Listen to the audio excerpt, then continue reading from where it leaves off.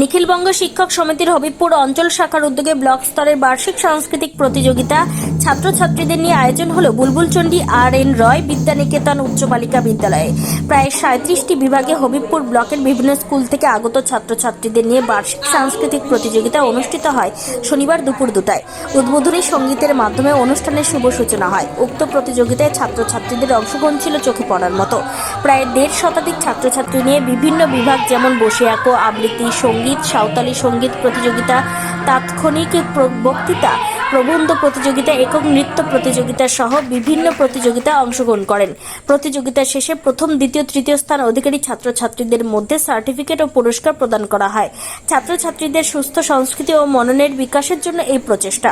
উপস্থিত ছিলেন এই প্রতিযোগিতামূলক সাংস্কৃতিক অনুষ্ঠানের সভাপতি বিউটি চক্রবর্তী, নিখিলবঙ্গ শিক্ষক সমিতির হবিবপুর অঞ্চল শাখার সম্পাদক চিন্ময় সাহা, জেলা সাধারণ সম্পাদক অরুণ কুমার প্রসাদ, পূর্ব মহকুমা শাখার সম্পাদক মনোজ সরকার সহ নিখিলবঙ্গ শিক্ষক সমিতির অঞ্চল, মহকুমা ও জেলা শাখার নেতৃবৃন্দ।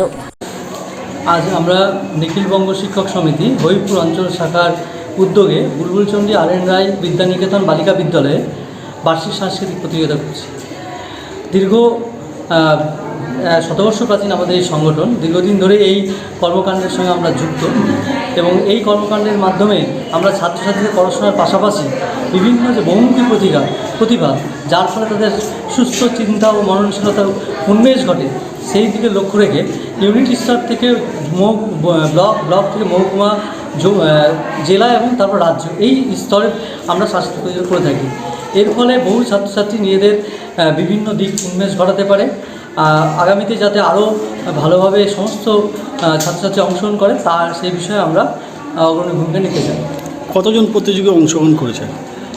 প্রায় 39টা বিভাগে প্রায় 100 জন মতো, 100 থেকে 150 জন মতো ছাত্রছাত্রী অংশগ্রহণ করছে। প্রত্যেকে পুরস্কৃত করা হবে না? হ্যাঁ, প্রত্যেক ছাত্রছাত্রীকে আমরা